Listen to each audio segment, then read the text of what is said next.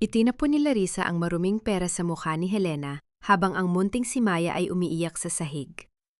Habang nagdiriwang ang pamilya Mederos sa Marangyang Bulwagan, binaliwala nila ang buhay ng bata gamit ang peking gamot. Ngunit hindi natitiisin ni Helena ang ganitong pang-aabuso. Dudurugin niya ang kanilang kasinungalingan at babawiin ang kanyang danggal. Handa ka na bang marinig ang pagbabalik ng tunay na katarungan? Isang hampas lupa ka lang na nabubuhay sa awa ng pamilya Mederos, Helena. Kaya wag mong ipagmataas sa akin ang dugyot mong alaga. Ang matalas na boses ni Larissa Mederos ay yumanig sa tahimik na silid ng Santa Clara Clinic, habang ang mga kamay ni Helena ay pilit na nanginginig sa ibabaw ng maliliit na damit ni Maya na kanyang maingat na itinutupi. Sa kabilang dako ng pader, naririnig ang alingaw-ngaw ng masayang tugtugan at tawanan ng mga bisitang nakadalo sa marangyang gala ng pamilya Mederos.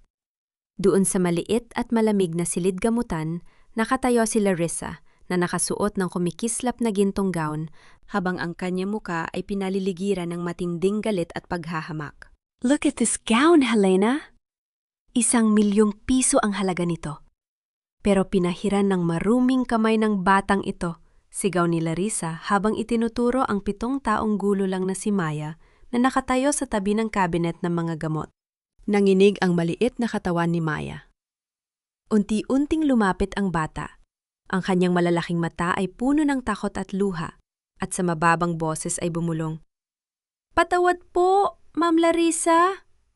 Hindi ko po sinasadyang ipahid ang kamay ko. Gusto ko lang po sanang itabi ang plato." Ngunit bago pa matapos ng bata ang kanyang pangungusap, lumapat ang mabigat na palad ni Larissa sa maliit na pisingi ni Maya.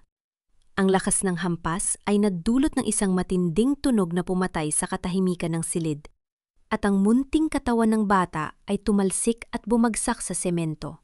Mabilis na napaluhod si Helena. Kinalung niya ang nanginginig na si Maya at naramdaman ang matinding panginginig ng dibdib ng bata habang ang pulang marka ng daliri ni Larissa ay mabilis na namumuo sa kanyang maputlang pisngi. Naramdaman ni Helena ang panginikip ng sarili niyang lalamunan, ang paglamig ng kanyang mga daliri, at ang matinding kirot na tila libu-libong karayom na tumutusok sa kanyang dibdib. Nais niyang sumigaw, ngunit ang sakit ay mas malalim pa sa anumang boses na kayang ilabas ng kanyang bibig. "You and this orphan are nothing but ungrateful parasites!" Patuloy na sigaw ni Larissa, habang ang kanyang mga mata ay nanlilisik sa galit. Huwag mong kakalimutan na kung hindi dahil sa scholarship at tulong ng pamilya Mederos, naghihirap ka pa rin sa kalsada. Utang mo sa amin ang bawat subo ng kanina kinakain mo, pati ang lisensya mo bilang doktor. At ngayon, papayagan mong bastusin ng ampun mo ang pangalan ng pamilya ko? Dahan-dahang itinaas ni Helena ang kanyang paningin. Walang luhang pumatak sa kanyang mga mata, ngunit ang kanyang mga labi ay nanginginig sa matinding pagkabalisa.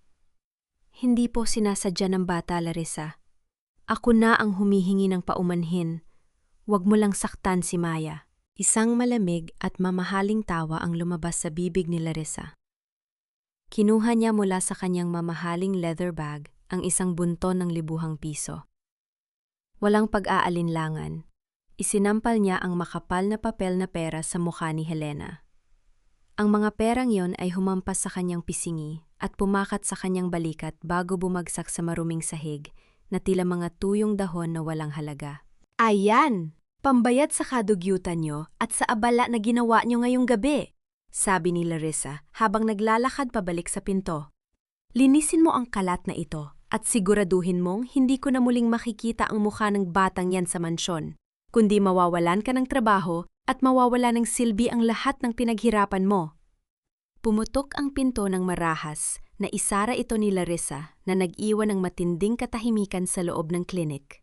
Nakatitig si Helena sa mga perang nakakalat sa sahig. Ang kanyang puso ay parang binubugbog ng sarili nitong tibok, habang ang kanyang katawan ay nananatiling nakaluhod sa malamig na semento. Bakit kailangang maging ganito kabigat ang presyo ng utang na loob?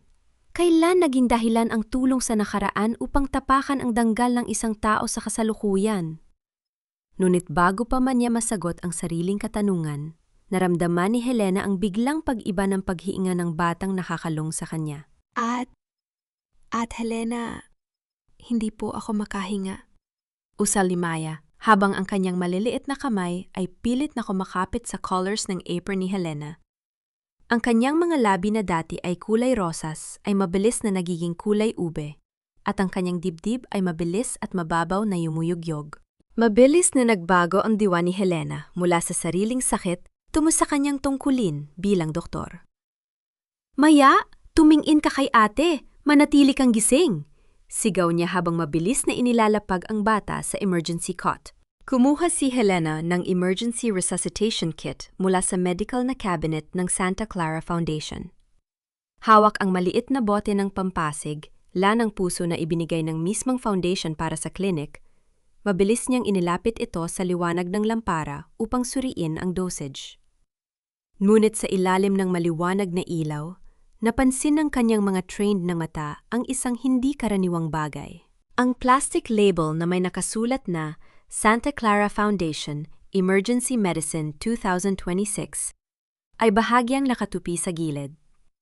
Gamit ang kanyang nanginginig na mga daliri, dahan-dahang pinalabas ni Helena ang nakatagong lumang label sa ilalim nito. Nanginig ang buong katawan ni Helena sa kanyang nakita. Ang tunay na petsa ng pagkakagawa ng gamot ay 2 taon na ang nakalilipas. Isang expired na gamot na naglalaman na ng malalabo at mapanganib na chemical sa loob ng bote. Ito ang gamot na ibinibigay sa daan-daang mahihirap na bata sa klinik araw-araw. Ito ang gamot na inilalagay sa katawan ng munting si Maya. Tumitig si Helena sa bote, habang ang hininga ni Maya ay patuloy na humihina sa kanyang tabi. Ang pamilya Mederos na nagpanggap na tagapagligtas ng kanyang buhay ay ang pamilya ring nagbibigay ng lason sa mga taong walang laban. Ito na ba ang katapusan ng kanyang pananahimik? Hanggang kailan niya hahayaang ang pangalan ng pagpapasalamat ay maging piring sa kanyang mga mata, habang ang mga walang kasalanan ay unti-unting namamatay sa ilalim ng kanilang mga kamay. Sa gitna ng malakas na buhos ng ulan, tumatakbo si Helena sa madilim at maputik na kalsada habang mahigpit na nakakapit sa kanyang dibdib si Maya. Ang malamig na patak ng ulan ay humahampas sa kanyang mukha, ngunit mas malamig ang takot na gumagapang sa kanyang buong katawan. Bawat hakbang ni Helena ay parang pagsubok sa kanyang sariling lakas. Ang kanyang mga binti ay nanginginig sa pagod, habang ang hininga ng 7 taong gulang na bata ay nagiging mababaw at bihira. Kumapit ka, Maya. Huwag kang pipikit, parang awa mo na. Pabulong na panalangin ni Helena habang ibinubuhos ang natitirang lakas upang makarating sa maliwanag na pinto ng Public General Hospital. Pagpasok niya sa sliding door ng emergency room, ang malamig na hangin ng aircon ay agad na humalo sa amoy ng alcohol at gamot. Mabilis na lumapit ang 2 nurse dala ng isang gurney. Ano ang nangyari sa bata? Tanong ng isang matangkad na doktor na nakasuot ng puting laboratory gown, si Dr. Gabriel Cruz. Mabilis ang kanyang mga kilos, ngunit ang kanyang boses ay may dalang kapayapaan sa gitna ng kaguluhan sa ER. Nahihirapan po siyang huminga, Doc. May sakit siya sa puso, at pagkatapos niyang mainom ang pampasig, ng cardiac rhythm mula sa clinic, bigla na lang siyang nangitim at nawalan ng malay. Mabilis na sagot ni Helena, habang ang kanyang boses ay patuloy na nanginginig. Mabilis na sinuri ni Gabriel ang mga mata ni Maya at inilagay ang stethoscope sa dibdib ng bata. Kumunot ang kanyang no. Mabilis at napakahina ng kanyang cardiac rhythm. Anong uri ng gamot ang ibinigay mo sa kanya? Napatigil si Helena. Nais niyang sabihin ang tungkol sa nahanap ning expired at pinalitang label ng Santa Clara Foundation. Ngunit pumasok sa kanyang isip ang banta ni Doña Teresa at Larissa. Ang banta na sisirain ang kanyang lisensya siya at paaalisin sila sa klinik. Ito po ang karanawang cardiac stimulant na ibinibigay sa Santa Clara Clinic. Ngunit pinalitan po ang packaging kamakailan. Napatingin si Gabriel kay Helena. Sa ilalim ng maliwanag na ilaw ng ER, napansin ng doktor ang namumulang pasa ng kamay sa kanang pismi ng dalaga. Pati na rin ang basang perang papel na nakasuksok pa sa ibabaw ng kanyang naputikang apron. Naramdaman ni Gabriel ang isang malalim na awa at pag-aalala na pumasok sa kanyang dibdib. Sino ang gumawa nito sa'yo, miss? Mahinang tanong ni Gabriel habang patuloy na iniaayos ang IV line ni Maya. At bakit may bakas ng pilit na pananakit sa mukha mo? Umiling si Helena at pilit na itinago ang kanyang mukha sa likod ng basang buhok. Huwag niyo na po akong intindihin, Dok. Ang bata na lang po. Iligtas niyo po si Maya, pakiusap. Tumatakbo ang oras habang inihahanda ni Gabriel ang tamang pampakalma upang labanan ang reaksyon ng nakamamatay na chemical sa katawan ng bata. Huwag kang mag-alala, gagawin ko ang lahat. Ngunit kailangan kong malaman ang eksaktong sangkap ng gamot na yon dahil hindi ito karaniwang reaksyon ng isang simpleng gamot sa puso. Nasa akin po ang bote. Pabulong na sinabi ni Helena habang inilalabas mula sa kanyang bulsa ang maliit na glass vial na may nakatagong lumang label. Pinalitan po ang petsa. 2 taon na po itong expired. Kinuha ni Gabriel ang bote at tumitig sa lumang label. Ang kanyang mga mat ay nanliit sa gulat nang makita ang batch number ng gamot at ang maliit na tatak ng Santa Clara Foundation. Paano nangyaring ang ganitong klaseng gamot ay naipamigay sa mga pasyente? Bago pa man makasagot si Helena, isang matinis at tuloy-tuloy na tunog ng flatline ang umalingaw-ngaw mula sa ECG monitor sa tabi ng kama ni Maya. Ang berdeng linya na nagpapakita ng tibok ng puso ng bata ay biglang naging pantay at diretsyo. "Dok, nawala ang pulse ng bata!" sigaw ng nurse. Napatitig si Gabriel sa monitor habang ang mukha ni Helena ay nawala ng lahat ng kulay. Mabilis na isinagawa ni Gabriel ang cardiopulmonary resuscitation sa munting dibdib ni Maya, habang ang 2 nurse ay mabilis na naghahanda ng defibrillator at mga kinakailangang gamot. Ang bawat segundo sa loob ng emergency room ay tila isang napakahabang taon ng pakikipaglaban sa kamatayan. Sa labas ng salaming pinto, nakatayo si Helena na nakalapat ang 2 palad sa malamig na bubog, habang ang kanyang mga luha ay patuloy na pumapatak sa kanyang basang damit. Ang kanyang mga labi ay nanginginig sa pagdarasal para sa buhay ng batang itinuturing na niyang sariling anak. "Isang shot ng epinephrine, mabilis!" utos ni Gabriel habang hindi pinalalampas ang bawat segundo sa pagpindot sa dibdib ng bata. "Lalaban tayo, Maya. Huwag kang susuko." Pagkaraan ng ilang minutong matinding pag-aalala, ang matinis na tunog ng flatline sa monitor ay biglang naputol at pinalitan ng mahina ngunit regular na tunog ng pagtibok ng puso. Ang berdeng linya sa monitor ay muling gumalaw at nagpakita ng panibagong tibok. Nakahinga ng malalim ang lahat ng tao sa loob ng silid.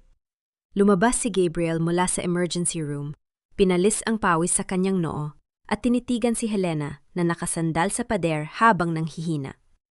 "Bumalik ang kanyang tibok ng puso, Helena," mahinang balita ni Gabriel. "Ngunit nananatili siya nga sa critical na kondisyon. Ang kanyang katawan ay pumasok sa comatose state dahil sa reaksyon ng chemical sa kanyang dugo."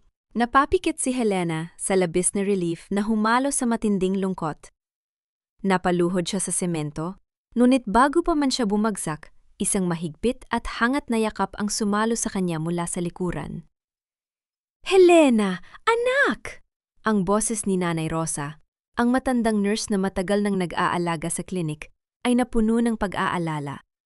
Dala nito ang isang maliit na lalagyan ng mainit na arroz caldo at isang tuyong tuwalya. "Nabalitaan ko ang nangyari sa mansyon. O Diyos ko! Basang-basa ka at nanginginig." Pinalibutan ni Nanay Rosa ng kanyang sariling lumang shawl ang malamig na balikat ni Helena at maingat na pinunasan ang putik sa kanyang muka. "Kumain ka muna ng kaanting sabaw, anak. Kailangan mong maging malakas para kay Maya." Sa gitna ng pag-iyak, kumuha si Helena ng kaanting sabaw. Ang init nito sa kanyang lalamunan ay nagdala ng munting ginhawa sa kanyang basag na puso. "Nanay Rosa, sinampa nila Reza si Maya. At ang gamot na ibinibigay natin sa klinik ay expired pala. Pinalitan nila ang mga label." Nanlaki ang mga mata ni Nanay Rosa sa labis na gulat. Ngunit bago pa man ito makapagsalita, lumapit muli si Gabriel sa kanila. Hawak ng doktor ang isang maliit na test tube na naglalaman ng dugo ni Maya at ang pinalitang bote ng gamot. "Gagawin natin ang lihim na toxicology test sa laboratorio ng ospital," seryosong sinabi ni Gabriel. Kung mapapatunayan natin na may nakamamatay na chemical ang gamot na ito, maaari tayong humingi ng tulong sa mga awtoridad upang matigil ang kabalbalan ng Santa Clara Foundation. Isang oras ang lumipas habang naghihintay sila sa madilim na hallway ng ospital. Ang mga minuto ay tila lumilipas ng napakagalal. Biglang tumunog ang telepono sa mesa ng nursing station. Sinagot ito ni Gabriel at nakinig ng ilang segundo habang ang kanyang muka ay unti-unting nagiging seryoso at galit. Ibinaba ni Gabriel ang telepono at mabilis na humarap kay Helena. Kakatawag lang ng Chief Lab Technician. Ang resulta ng toxicology report ay lumabas na. Ang gamot ay hindi lamang basta expired. Naglalaman ito ng murang industrial filler na nakamamatay sa mga batang may sakit sa puso. Bahagyang nakabukas ang mataas na pintuan ng mansyon ng mga Mederos nang pumapasok si Helena kinabukasan. Ang bawat hakbang niya sa makintab na sahig na gawa sa mamahaling marmol ay nagpapadama sa kanya ng matinding kawalan ng katarungan. Sa malaking bulwagan, kung saan ginanap ang marang niyang gala kagabi, naroon pa rin ang amoy ng mamahaling alak at mga bulaklak. Ngunit para kay Helena, ang bawat sulok ng mansyong ito ay amoy kasinungalingan at panlilinlang. Sa ikalawang palapag, sa loob ng isang malawak na boudoir na pinaliligiran ng mga malalaking salamin, nakaupo si Doña Teresa Mederos.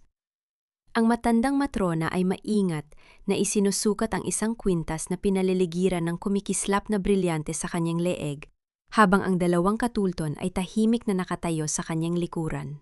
Dumating ka pala, Helena? Malamig na boses ni Doña Teresa, habang hindi man lang itinataas ang kanyang paningin mula sa salamin. Nabalitaan ko ang tungkol sa iskandalong ginawa mo kagabi sa gitna ng pagtitipon. Inisturbo mo si Larissa at gumawa ka ng eksena dahil sa isang batang palamunin. Huminga ng malalim si Helena upang kontrolin ang pang-ininig ng kanyang boses. Doña Teresa, critical po ang kondisyon ni Maya sa ospital. Kailangan niya ng agarang operasyon sa puso dahil sa reaksyon ng expired na gamot na ibinigay ng Santa Clara Foundation. Ikinabit ni Doña Teresa ang kwintas at dahan-dahang humarap kay Helena. Ang kanyang mukha ay walang ipinapakitang kahit anong awa, kundi puro pait at matinding panggagata sa moralidad. Nakalimutan mo na ba kung sino ang nagpakain sa iyo noong namatay ang nanay mo, Helena? Nakalimutan mo na ba kung sinong pamilya ang nagbayad ng bawat porsyento ng tuition fee mo mula unang taon mo sa medisina hanggang sa makapasa ka sa board exam? Sinuportahan ni Helena ang kanyang sarili sa pamamagitan ng paghawak sa gilid ng mesa. Nagpapasalamat po ako sa tulong niyo nung araw, Doña Teresa. Kinugol ko ang huling 5 taon ng buhay ko sa pagtatrabaho sa klinik nang walang karampatang sahod upang bayaran ang utang na iyon. Ngunit ang mga gamot na ibinibigay niyo sa mga mahihirap na bata ay expired at may halong lason. Buwis buhay po ang ginagawa niyo. Biglang tumayo si Doña Teresa. Ang kanyang mga mata ay nanliit habang itinuturo ang daliri sa mukha ni Helena. Huwag mo akong pangaralan tungkol sa kabutihan, Helena. Ang utang na loob mo sa pamilya Mederos ay hindi natatapos sa 5 taong pagtatrabaho. Utang mo sa amin ang buong pagkatao mo. Kung maglalabas ka ng maling balita laban sa Santa Clara Foundation o maghahain ka ng demanda laban kay Larissa, sinisigurado ko sa iyo, gamit ang kapangyarihan ng pamilya ko sa medical board, ipatatatanggal ko ang lisensya mo bilang doktor bago pumatak ang dilim. Napatingin si Helena sa malaking dingding ng boudoir. Doon ay nakasabit ang isang nakatagong litrato mula sa kanyang graduation day 8 taon na ang nakalilipas. Isang litrato kung saan nakatayo siya sa gitna ni na Don Eduardo at Doña Teresa, habang may hawak na diploma at may malaking ngiti sa kanyang mga labi. Nung araw na iyon, inakala ni Helena na ang litratong yon ay simbolo ng kanyang tagumpay. Ngunit ngayon, napagtanto niya na iyon pala ang larawan ng kanyang sariling kulungan. Ipatatanggal niyo ang lisensya ko? Pabulong na tanong ni Helena, habang ang kanyang boses ay napuno ng matinding pait. Yun ba ang kapalit ng pagsasabi ko ng katotohanan upang iligtas ang buhay ng mga bata? Ang katotohanan ay kung ano ang sinasabi namin, Helena. Malamig na tugon ni Doña Teresa. Kumuha siya ng isang itim na folder mula sa kanyang desk at inilagay ito sa harap ni Helena, kasama ang isang itim na fountain pen. Ito ay isang waiver. Nakasaad dito na ang reaksyon ni Maya ay dahil sa kanyang sariling congenital condition at walang pananagutan ang foundation. Pirmahan mo ito ngayon din. Tumitig si Helena sa folder. At kung tumanggi ako, isang mapaglarong ngiti ang lumitaw sa mga labi ni Doña Teresa. Kapag hindi mo pinirmahan yan bago matapos ang araw na ito, hindi lamang ang lisensya mo ang mawawala. Bukas na bukas din, ipag-uutos ko ang agarang demolition ng Santa Clara Clinic. Mawawala ng tirahan at gamutan ang lahat ng pamilyang inaalagaan mo doon. Pumili ka, Helena. Ang iyong sariling pride o ang buong komunidad na umaasa sa iyo. Inilapad ni Doña Teresa ang itim na pen sa ibabaw ng papeles at ang tunog ng panulat na gumulong sa mesa ay nag-iwan ng matinding katahimikan sa pagitan dalawa. Sa loob ng isang maliit at tahimik na karinderya sa tabi ng kalsada, nakaupo sina Helena at Gabriel sa tapat ng isang lumang wooden table. Ang amoy ng bagong timplang kapeng barako ay humahalo sa malamig na hangin ng hapon, habang ang liwanag ng kulay gintong araw ay dahan-dahang lumulubog sa labas ng bintana. Sa gitna ng 2 basong steaming coffee, nakatambak ang ilang mga papel at lumang dokumento na naglalaman ng mga pangalan ng kumpanya. Tingnan mo ito, Helena. Mahinang boses ni Gabriel habang inilalapit ang isang pampublikong record mula sa Department of Trade and Industry. Ang kumpanyang niyang nagsusupply ng mga gamot sa Santa Clara Foundation ay nakatala sa ilalim ng pangalang Pharmacare Global. Ngunit nang suriin ko ang tax records nito, ang kumpanyang ito ay isang shell company lamang na nakatala sa pangalan ng pampribadong driver ni Don Eduardo Mederos. Tinitigan ni Helena ang papel.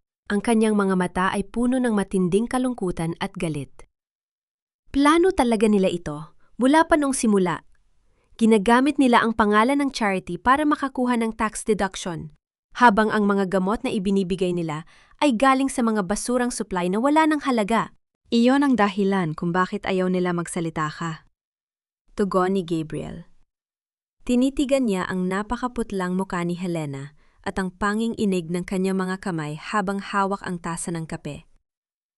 Anong sinabi sa iyo ni Doña Teresa kanina sa mansyon?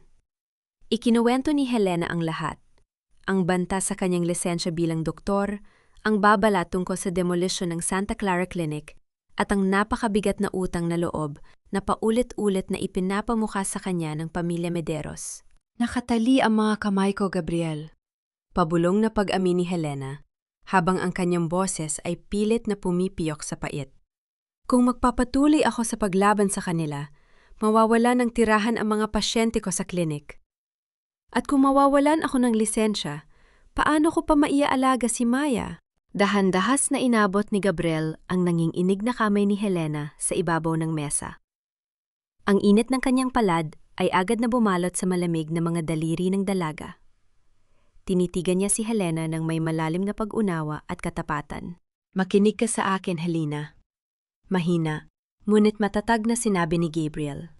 Ang tunay na utang na loob ay hindi nagmumula sa pilak o sa mga papel na pwedeng bilhin ng pera. Ang utang na loob natin ay sa buhay ng tao at sa Diyos. Ibinigay mo ang 5 taon ng buhay mo sa paglilingkod sa kanila nang walang bayad. Bayad na ang anumang utang mo sa kanila. Huwag mong hahayaan na ang nakaraan mo ang pumatay sa hinaharap ng mga batang iniligtas mo. Napatingin si Helena sa kanila ng mga kamay na magkahawak. Sa gitna ng napakabigat na bagyo ng kanyang buhay, ang simpleng hawak na iyon ni Gabriel ay nagdala ng isang hindi maipaliwanag na pakiramdam ng kaligtasan at kapayapaan. Sa kauna-unahang pagkakataon sa nakaraang ilang araw, isang maliit at tapat na ngiti ang lumitaw sa mga labi ni Helena habang sabay nilang ininom ang kapeng barako sa gitna ng katahimikan. Pagkaraan ng 1 oras, sabay silang pumunta sa intensive care unit ng ospital upang bisitahin si Maya. Sa loob ng tahimik na silid, nakahiga pa rin ang munting bata, ngunit ang kanyang muka ay may kaunti ng kulay. Habang nakatayo si Helena sa tabi ng kama at pabulong na kinakantahan ng bata ng isang simpleng lullaby, biglang gumalaw ang maliliit na daliri ni Maya. Ang kanyang maliit na kamay ay dahan-dahang humigpit sa maliit na stuffed toy na inilagay ni Gabriel sa kanyang tabi. Naramdaman niya ang boses mo, Helena. Nakangiting bulong ni Gabriel. Gumagaling siya. Napaluha si Helena sa labis na kagalakan, ngunit ang kanilang sandali ng pag-asa ay mabilis na naputol nang mapansin ni Gabriel ang isang bagay sa labas ng bintana ng ospital. Sa ibaba ng kalsada, nakatigil ang isang itim na SUV na may maitim na tinted window. Ang sasakyan ay nakatutok mismo sa pintuan ng ICU wing. Biglang tumunog ang cellphone ni Gabriel dahil sa isang pumasok na text message mula sa isang hindi kilalang numero. Huwag kayong masyadong magsaya, Doktor. Bawat hakbang ninyo ni Helena ay nakikita namin. Kinabukasan, ang maagang liwanag ng araw sa Santa Clara Clinic ay pinalitan ng matinding tensyon nang pumarada ang isang mamahaling itim na sasakyan sa tapat ng pintuan. Bumaba si Larissa Mederos na nakasabit ang mamahaling designer sunglasses sa kanyang ulo, habang sa kanyang likuran ay nakabuntot ang dalawang matangkad at armadong gwardiya na nakaitim na barong. Kumpiskahin niyo ang lahat ng medical logs at patient charts sa loob. Malamig at walang pakundangan na utos ni Larissa habang pumasok sa maliliit na receiving area ng clinic. Ang mga mahihirap na pasyente, mga inang may kalong na sanggol at mga matatandang naghihintay ng libreng konsultasyon ay nagulat at mabilis na nag-usugan sa gilid dahil sa takot. Mabilis na tumayo si Helena at pwesto sa tapat ng pintuan ng storage room kung saan nakatago ang mga logbook ng gamot. Anong karapatan mong pumasok dito at kumpiskahin ang mga record ng klinik, Larissa? Ang madokumentong ito ay pampublikong record ng mga pasyente. Tinitigan ni Larissa si Helena mula ulo hanggang paa nang may matinding panggagatas at put sa kanyang mga mata. Karapatan ko? Ang pamilya Mederos ang nagmamay-ari ng lupa, ng gusali at ng bawat gamot sa loob ng klinik na ito, Helena. At ikaw? Isag magnanakaw ka na gumagamit ng pangalan ng foundation namin para siraan kami. Lumapit si Larissa at ibinaba ang kanyang boses upang marinig ng lahat ng taong nakatayo sa silid. Tingnan niyo ang doktor niyo! Binigyan namin siya ng tirahan, pinaaral namin siya sa kolehiyo at binigyan ng trabaho. Ngunit ngayon, binabayaran niya ang utang na loob niya sa amin sa pamamagitan ng paninira at pagnanakaw. Wala kang utang na loob, Helena! Bago pa man makasagot si Helena, sumulong si Nanay Rosa mula sa likod ng counter. Ang matandang nurse na may puting buhok ay tumayo sa tapat ni Larissa. Ang kanyang mga mata ay nanlilisik sa matinding katapangan. Manahimik ka, Larissa? Matatag na sigaw ni Nanay Rosa na nagpatahimik sa buong silid. Nakita ko kung paano nagpakasakit si Helena sa klinik na ito sa loob ng 5 taon. Nagtatrabaho siya ng walang sapat na tulog, walang tamang sahod, para lang gamutin ang mga taong pinabayaan ng pamilya mo. Ang tunay na walang utang na loob ay kayo dahil ginagamit niyo ang hirap ng mahihirap upang payamanin ang sarili niyo gamit ang mga expired na gamot. Nanlaki ang mga mata ni Larissa sa labis na gulat at galit dahil sa pampublikong paghahamak sa kanya. Sa matinding panggagalaiti, itinulak ni Larissa ang malaking kahoy na shelf sa tabi ng pintuan. Ang malakas na pagbagsak ng shelf sa semento ay nagdulot ng nakatutuli laking ingay, habang ang daan-daang maliliit na bote ng gamot ay nagkalat at nabasag sa sahig. Kunin niyo ang mga papel! Sigaw ni Larissa sa kanyang mga gwardiya. Subalit habang hahakbang ang 2 armadong gwardiya patungo kay Helena. Isang hindi inaasahang bagay ang nangyari.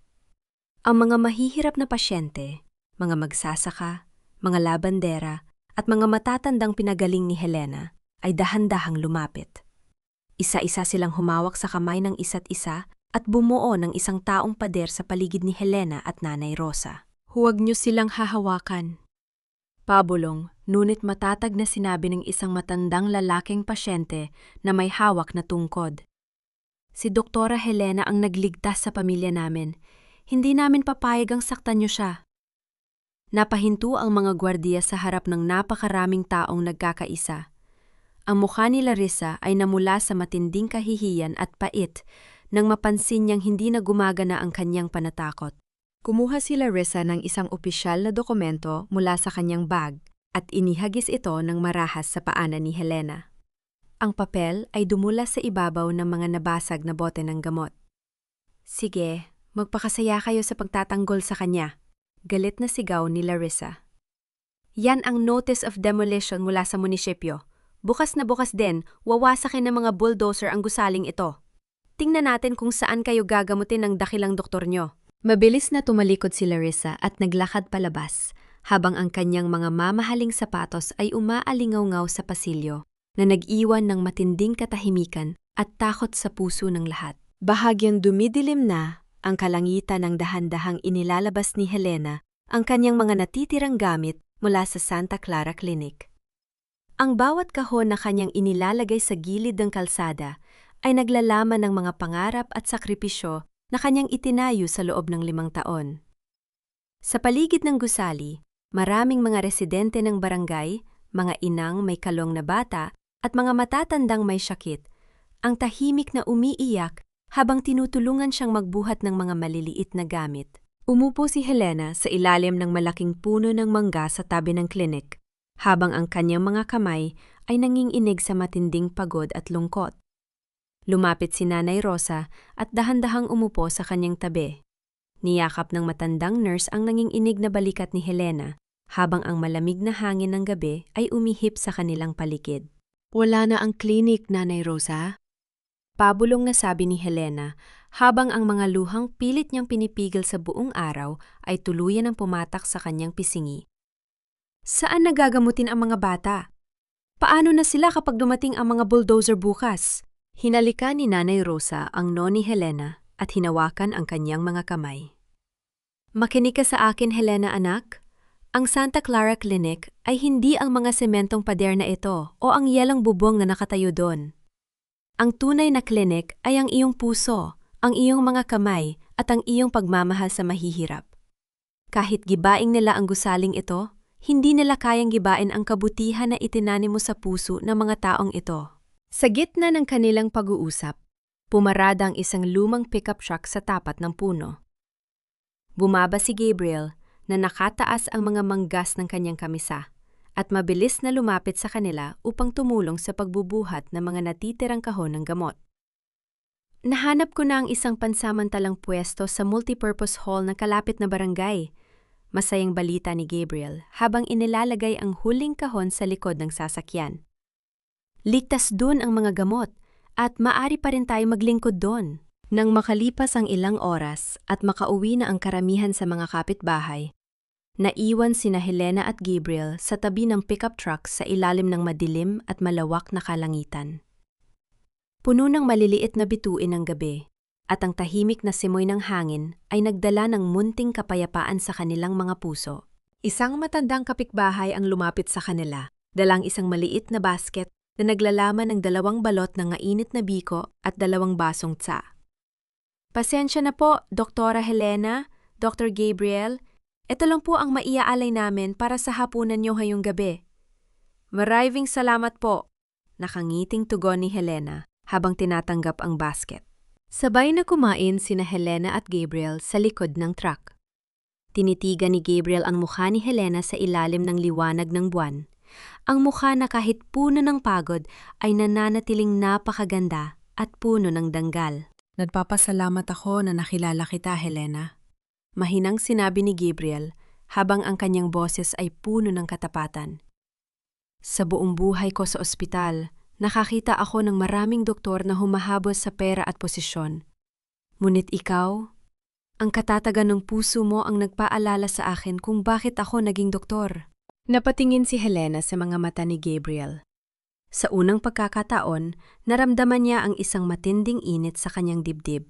Isang damdamin na hinakatali sa takot o utang na loob, kundi sa purong pagpapahalaga at pagmamahal. Ngunit habang dahan-dahang inilalapit ni Gabriel ang kanyang kamay upang punasan ang natitirang luha sa pisingi ni Helena, biglang kumatok ang liwanag ng cellphone ni Helena sa madilim na gabi. Inilabas ni Helena ang kanyang telpon at binuksan ang pumasok na larawan. Nanlamig ang kanyang buong katawan. Ang larawan ay kuha nitong gabi lamang. Isang malinaw na litrato nilang dalawa ni Gabriel habang nakaupo sa likod ng truck. Ngunit may nakasulat na malaking headline sa ibaba. Mga tiwaling doktor, Dr. Gabriel at Helena Duarte, nakaiapid at nagnahaw ng pondo ng Charity Foundation. Sa ibaba ng larawan ay may kasamang text message mula kay Larissa. Bukas ng umaga, kakalat ang larawang ito sa lahat ng pahayagan at pampublikong billboard. Tingnan natin kung may mantitiwala pa sa inyong dalawa. Maagang pumutok ang balita sa mga lokal na pahayagan at pampublikong billboard sa buong lungsod. Ang malaking headline na nakasulat sa kulay pulang tinta ay mabilis na naging usap-usapan ng lahat ng tao. Pagtahan ng tiwali. Dr. Gabriel Cruz at Dr. Helena Duarte inakusahan ng pagnanahaw sa Santa Clara Foundation. Ang mga retokadong larawan nilang dalawa habang magkasama sa gabi ay mabilis na kumalat sa mga balita.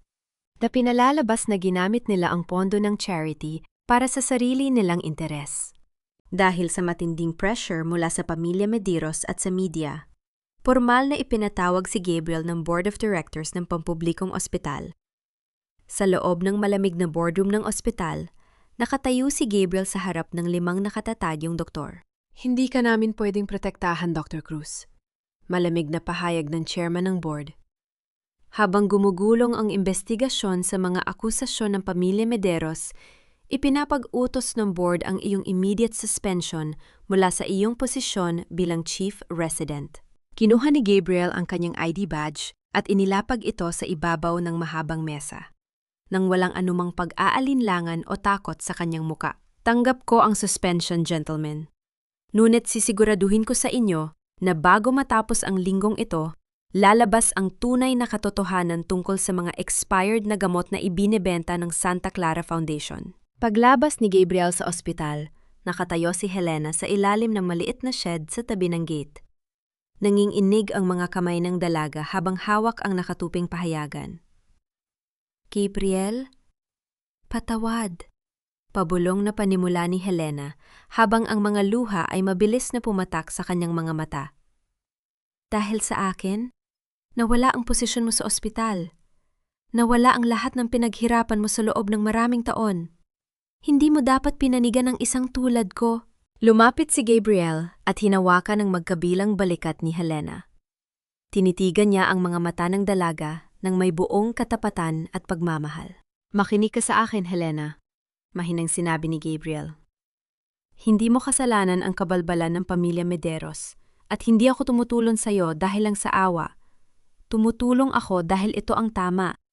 Kahit mawala ang lisensya ko bilang doktor, mas tatanggapin ko yon kaysa manahimik habang pinapatay nila ang mga walang laban. Kasama mo ako sa laban na ito, Helena, hanggang sa dulo. Napatingin si Helena sa doktor at sa kauna-unahang pagkakataon, naramdaman niya na ang lahat ng takot na dinala niya sa kanyang dibdib sa loob ng 5 taon ay tuluyan ng napawi. Dala ang pinalitang bote ng gamot, ang resulta ng toxicology report mula sa laboratorio, at ang mga resibo ng Shell Company. Sabay na pumunta sina Helena at Gabriel sa prosecutor's office sa munisipyo upang formal na maghain ng krimen na estafa at pampublikong paglalagay sa panganib ng buhay laban kina Doña Teresa at Larissa Medeiros. Sa loob ng opisina ng piskal, habang inilalahad ni Helena ang kanyang affidavit, dahan-dahang inabot ni Gabriel ang kanyang kamay at mahigpit na hinawakan ang mga daliri ni Helena sa ilalim ng mesa. Ang simpleng hawak na iyon ay nagbigay kay Helena ng lakas upang basahin ang bawat salita ng may buong katapangan at walang anumang panginginig sa kanyang boses. Pagtapos ng 3 oras na pagpapatala ng kaso, lumabas sila mula sa malaking pinto ng Hall of Justice. Subalit pagkababa nila sa hagdanan, biglang dumagsa ang napakaraming mamamahayag at cameramen mula sa iba't ibang istasyon ng telebisyon. Ang nakasisilaw na liwanag ng mga camera ay tuloy-tuloy na tumama sa kanilang mga mukha. Dr. Duarte, totoo bang ginamit niyo ang gamot ng charity para sa sarili niyong pamilya? Sigaw ng isang reporter. Dr. Cruz, anong masasabi mo sa suspension mo sa ospital? Tanong ng isa pa. Bago pa man makasagot si Gabriel upang protektahan si Helena, mabilis na lumapit ang isang nurse mula sa ospital na tumatakbo at hinihingal. Doktora Helena? Dr. Gabriel! Sigaw ng nurse sa gitna ng ingay ng mga reporter. Nagising na po si Maya sa ICU. Ngunit hindi po siya makapagsalita at nagwawala ang kanyang vital signs. Mabilis na tumakbo si Helena sa kahabaan ng pasilyo ng ICU wing, habang si Gabriel ay nakasunod sa kanyang likuran. Pagpasok niya sa maliwanag na silid, nakita niya si Maya na nakaupo sa ibabaw ng cot. Ang kanyang maliit na katawan ay nanginginig sa takot, habang ang dalawang nurse ay pilit na pinalalamig ang kanyang ulo. Maya! Anak! Sigaw ni Helena habang patakbong lumapit at maingat na niyakap ang munting bata. Bumuka ang bibig ni Maya upang magsalita. Ngunit walang boses na lumabas mula sa kanyang lalamunan kundi isang mahina at paos na hininga. Ang reaksyon ng chemical sa kanyang katawan ay nagdulot ng panandaliang pagkakaparalisa ng kanyang vocal cords. Umiyak ang bata at higpitan ang pagkapit sa leeg ni Helena. "Huwag kang matakot, Maya. Narito na si ate, ligtas ka na." Pabulong na panatag ni Helena habang pinupunasan ang mga luha sa pisngi ng bata. Kumuha si Gabriel ng isang clipboard na may papel at pen at inabot ito kay Maya. "Maya, subukan mong isulat o iguhit ang gustong sabihin ni ate sa amin. Sino ang nakita mo sa klinik bago ka nagkasakit?" Gamit ang nanginginig na maliit na kamay, kumuha ng pen si Maya. Hindi siya sumulat ng mga salita, kundi iginuhit niya ang isang lalaking may malaking nunal sa kanang pisngi at may hawak na itim na bag sa loob ng imbakan ng gamot. Tinitigan ni Gabriel ang drawing. Si Mang Tomas, ang dating janitor ng Santa Clara Foundation na biglang nagretiro nung nakaraang buwan. Habang pinababayaan muna ni Helena na makapagpahinga si Maya, mabilis na pinalabas ni Gabriel ang kanyang sasakyan upang puntahan si Mang Tomas sa isang maliit na pamayanan sa gilid ng lungsod. Pagdating ni Gabriel sa maliit na bahay kubo ni Mang Tomas, natagpuan niya ang matanda na nag-iimpak ng kanyang mga gamit sa takot. "Alam ko kung bakit ka narito, Dr. Cruz." Nanginginig na sabi ng matanda habang pilit na itinatago ang kanyang mukha. "Tinatakot ako ng pamilya Mederos. Sabi nila papatayin nila ang pamilya ko kapag nagsalita ako tungkol sa mga expired na gamot." Lumapit si Gabriel at ibinaba ang kanyang boses. "Nasa critical na kondisyon ang munting si Maya sa ospital, Mang Tomas. Nag-iwan sila ng batang walang kasalanan sa bingit ng kamatayan. Kung hindi ka magsasabi ng katotohanan ngayon, magiging kasabot ka sa murder." Napayuko ang matanda at napaupo sa lumang kahoy na bangko. Sa ilalim ng kanyang higaan, inilabas niya ang isang maliit na silver USB drive at inabot ito kay Gabriel.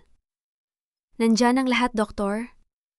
Ang audio recording ng pag-uusap namin ni Larissa Mederos kung saan inutusan niya akong palitan ang mga label ng gamot upang makatipid ang foundation, pati na rin ang mga photocopy ng mga resibo ng pagbili ng expired na supply."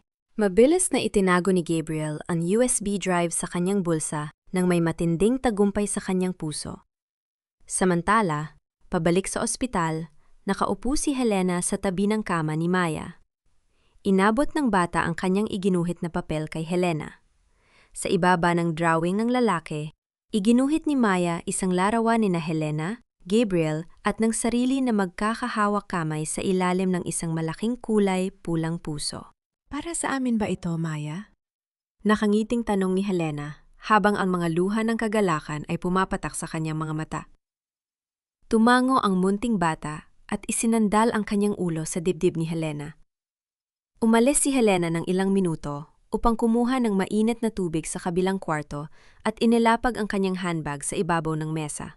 Ngunit pagkaalis ni Helena, dahan-dahang bumukas ang pinto ng silid. Isang lalaking nakasuot ng birding scrub suit at may takip sa mukha ang pumasok. Lumapit ang lalaki sa mesa at mabilis na kinakalkal ang handbag ni Helena upang kunin ang drawing at mga dokumento ng gamot. Napadilat si Maya at nakita ang lalaki. Subalit dahil walang lumalabas na boses sa kanyang lalamunan, sinubukan ng bata na itulak ang baso ng tubig sa tabi ng kanyang kama. Ang pagbagsak ng baso sa semento ay nagdulot ng isang malakas na ingay na umalingaw-ngaw sa buong pasilyo. Sa loob ng napakalawak at mamahaling grand ballroom ng Imperial Hotel, nakatayo si Larissa Mederos sa gitna ng entablado sa ilalim ng mga kumikislap na ilaw. Ang pamilya Mederos ay nagdaos ng isang grand press conference at charity gala upang linisin ang kanilang pangalan at ilunsad ang kanilang bagong proyekto para sa mahihirap. Sa paligid ng silid, daan-daang mga mamamahayag, kilalang negosyante, at mga politiko ang nakaupo at nakatitig sa podium. Ang Santa Clara Foundation ay pamilya sa akin, pahayag ni Larissa sa pamamagitan ng microphone, habang ang kanyang boses ay puno ng kapaimbabawan at peking awa. Ang pamilya Medeiros ay nagbigay ng milyon-milyong piso upang tulungan ang mga mahihirap na bata. Ang mga akusasyon na ipinapakalat ng isang tiwaling doktor na pinalaki namin sa scholarship ay walang katotohanan at purong paninirang puri. Pumalakpak ang ilang mga panauhin. Ngunit bago pa man makabababa si Larissa sa podium, dahan-dahang bumukas ang malaking pinto sa dulo ng ballroom. Pumasok si Helena, na nakasuot ng simpleng puting blusa at nakatayo ng may buong katapangan. Sa kanyang tabi ay nakatayo si Dr. Gabriel Cruz na may hawak na itim na laptop bag, kasama si Nanay Rosa at si Mang Tomas, ang dating janitor ng foundation. Napatigil ang buong bulwagan. Mabilis na naglingunan ang mga kamera at mamamahayag patungo sa pinto. Anong ginagawa ng mga taong yan dito? Galit na sigaw ni Larissa habang itinuturo ang daliri kina Helena. Guardia! Paalisin niyo ang mga hampaslupang yan sa bulwagan ko ngayon din. Subalit bago pa man makalapit ang mga gwardiya, mabilis na pumatak ang mga daliri ni Gabriel sa kanyang laptop. Gamit ang wireless connection ng hotel, ibinenta niya ang screen ng kanyang laptop sa napakalaking LED display sa likod ng entablado. Biglang napuno ang malaking screen ng malinaw na larawan ng toxicology report mula sa pampublikong ospital, kasama ang mga dokumento ng shell company na Pharmacare Global. At sa buong bulwagan, umalingaw-ngaw ang malinaw at formal na audio recording mula sa USB drive. Ang mismong boses ni Larissa Medeiros na nagsasalita ilang linggo na ang nakalilipas. Palitan niyo ang lahat ng label na mga lumang bote ng gamot. Huwag kayong mag-alala. Walang makakapansin yan dahil mga mahihirap na bata lang naman ang umiinom niyan. Makakatipid ang foundation ng 50 milyong piso ngayong taon. Natahimik ang buong grand ballroom. Ang mga bisita at mamamahayag ay napatingin sa screen nang may matinding gulat at pangingilabot. Namula ang mukha ni Larissa sa matinding kahihiyan. Tumakbo siya patungo sa podium at sumigaw sa microphone. Fake news yan! Sinadya nilang gumawa ng peking recording upang sirain ang pamilya ko. Helena, walang utang na loob ka. Kami ang nagpapakain sa iyo nung wala kang kahit ano. Dahan-dahang lumakad si Helena patungo sa gitna ng pasilyo. Ang kanyang boses ay kalmado, matatag, at punong-puno ng walang katapat na danggal. Binayaran ko ang bawat piso ng scholarship ko sa pamamagitan ng 5 taong tapat na paglilingkod sa mga mahihirap, Larissa. Sagot ni Helena habang nakatitig sa mga mata ng dalaga. Ngunit ang buhay ng mga batang ipinain niyo sa mga expired na gamot na yon ay hindi kayang bayaran ng kahit anong dami ng salapi. Hindi ito tungkol sa utang na loob. Ito ay tungkol sa katarungan para kay Maya at para sa daan-daang pamilyang ginamit niyo. Sa gitna ng katahimikan ng bulwagan, dahan-dahang bumukas ang gilid ng entablado at pumasok ang 5 opisyal ng pambansang pulisya na pinangungunahan ng isang senior inspector. Larissa Medeiros at Doña Teresa Medeiros. Pahayag ng opisyal habang inilalabas ang isang opisyal na dokumento mula sa korte. Inilalabas namin ang warrant of arrest para sa inyong dalawa dahil sa krimen na estafa, pagnanakaw sa pondo ng charity at paglalagay sa panganib ng buhay ng mga mamamayan. Napasigaw si Larissa habang mabilis na lumapit ang 2 pulis sa kanya. Dahan-dahang inilagay ng pulis ang malamig na tsapa ng pusa sa kanyang 2 kamay. Ang tunay na metal na sumara sa kanyang mga pulso ay nagdulot ng isang matinding gulat na nagpatumba sa kanyang pride. Bitawan niyo ako! Hindi niyo ako pwedeng hulihin! Papatayin kita, Helena! Sisirain ko ang buhay mo! Sigaw ni Larissa habang pilit na nagwawala habang hinihila siya ng mga pulis palabas ng bulwagan sa harap ng daan-daang live TV camera. Nakatayo si Helena sa gitna ng bulwagan habang ang mga liwanag ng camera ay patuloy na tumatama sa kanya. Wala siyang galit sa kanyang mukha. Puro kapayapaan at kalayaan lamang ang naramdaman niya habang hawak ng mahigpit ni Gabriel ang kanyang kamay. Sa ilalim ng malamig at maulang umaga, Tahimik na nakatayo si Helena sa tapat ng malaking bintana ng pampublikong ospital, habang pinapanood ang pagpatak ng ulan sa labas. Lumipas ang ilang araw matapos ang makasaysayang pagbubunyag sa Grand Ballroom at ang buong pangalan ng pamilya Mederos ay tuluyan ng gumuho. Si Doña Teresa at Larissa ay nahaharap na yan sa serye ng mga mabibigat na kasong kriminal ng walang piyansa, habang ang kanilang mga natitirang ari-arian ay kinumpiska ng gobyerno para ibalik sa mga biktima ng foundation. Ngunit para kay Helena, ang pinakamahalagang tagumpay ay hindi ang pagbagsak ng imperyo ng mga Mederos, kundi ang unti-unting paggaling ng munting si Maya.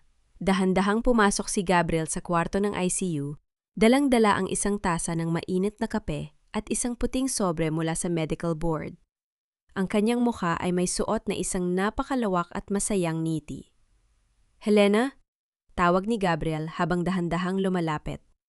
May dumating na sulot mula sa medical board ngayong umaga. Lumingon si Helena. Ang kanyang mga mata ay nag-aalangan, ngunit may bakas ng pag-asa. "Ano ito, Gabriel? Naaprubahan ba ang pagbabalik ng lisensya mo?" Binuksan ni Gabriel ang sobre at inabot ang opisyal na dokumento kay Helena. "Hindi lang basta naaprubahan, Helena. Ibinasura ng board ang lahat ng maling akusasyon laban sa akin at ibinalik nila sa akin ang posisyon bilang chief resident. Ngunit higit sa lahat, may kasama ring opisyal na parangal mula sa Department of Health para sa iyong katapangan sa pagtatanggol sa kalusugan ng mga mamamayan." Naramdaman ni Helena ang pag-init ng kanyang mga mata habang binabasa ang bawat salita sa papel. Ang mga luha ng kaligayahan ay tuluyan ng pumatak sa kanyang pisngi. Mga luha na ganap na magkaiba sa mga luhang dinala niya sa simula ng kanyang pagdurusa. "Hindi ko ito magagawa kung wala ka, Gabriel," pabulong na sinabi ni Helena habang inilalagay ang papel sa ibabaw ng mesa. "Tinulungan mo akong buuin ang aking sarili nang ang aking mundo ay gumuho." "Hindi mo na kailangan magpasalamat, Helena," sagot ni Gabriel habang dahan-dahang hinawakan ang magkabilang kamay ng dalaga. "Dahil mula ngayon, hindi ka na nag-iisa. Tayo na ang magkasamang haharap sa bawat bukas." Sa sandaling yon, dahan-dahang bumukas ang pinto sa kabilang kwarto at lumabas si Maya. Ang munting bata ay nakangiti na habang naglalakad patungo sa kanila, hawak ang larawang iginuhit niya nung nakaraan, aglarawan ni na Helena, Gabriel at ng kanyang sarili na may malaking pulang puso sa ibabaw. Lumuhod si Helena at niyakap ng mahigpit si Maya, habang si Gabriel ay sumali rin sa yakap.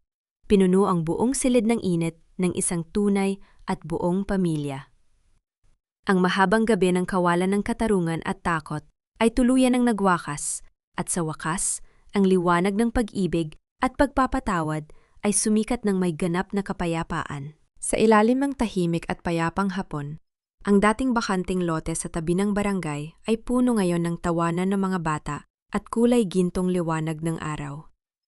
Ang bagong tayo at mas malawak na Santa Clara Community Center ay bukas na para sa lahat. Isang gusali na hade na itinayo sa ibabaw ng utang na loob at panlilinlang, kundi sa pundasyon ng tapat na paglilingkod, katarungan at pagmamahal. Makalipas ang 2 taon mula nang bumagsak ang imperyo ng pamilya Mederos, marami nang nagbago. Si Doña Teresa at Larissa ay nananatili sa loob ng piitan kung saan unti-unti nilang pinagsisisihan ang lahat ng kasama ang itinanim nila sa mga taong walang laban. Ang kanilang pangalan na dati ay kinatatakutan at iginagalang dahil sa yaman, ay naging simbolo na lamang ng isang babala, na ang kapangyarihan na itinayo sa panglilinlang ay tiyak na mawawasak din sa tamang panahon. Sa loob ng klinik, abala si Dr. Helena Duarte sa pagsusuri sa isang pasyente habang suot ang kanyang puting laboratory gown na may dalang maamo ni E.T. sa kanyang labi. Wala na ang takot at bigat na sumasakal sa kanyang dibdib noon. Ang kanyang mga mata ay nagmimingning ng kapayapaan at kalayaan. "Doktora Helena, may nagpapadala po ng bulaklak sa labas." Masayang sigaw ng isa sa mga bagong nurse habang bitbit ang isang bungkos ng sariwang puting sunflowers. Napangiti si Helena at lumabas sa receiving area. Nakatayo doon si Dr. Gabriel Cruz, suot ang kanyang puting polo, Hawak ang mga bulaklak habang sa tabi nito ay tumatakbo ang 9 na taong gulang na si Maya. Malusog, masaya, at may malinaw at malakas na boses na tumatawag sa kanyang pangalan. Ate Helena, tingnan niyo po ang iginuhit ko ulit. Masayang sabi ni Maya habang iniabot ang isang bagong drawing kung saan kasama na ang isang maliit na sanggol sa gitna nila. Lumapit si Gabriel at inilagay ang isang braso sa bayang ni Helena, habang malumanay na hinalikan ang kanyang noo. Handa ka na ba para sa ating break, Dr. Duarte? Tumingin si Helena sa kanyang asawa, kay Maya at sa buong komunidad ng mga taong nagmamahal sa kanila. Hinawakan niya ng mahigpit ang kamay ni Gabriel at tumango ng may buong katiyakan.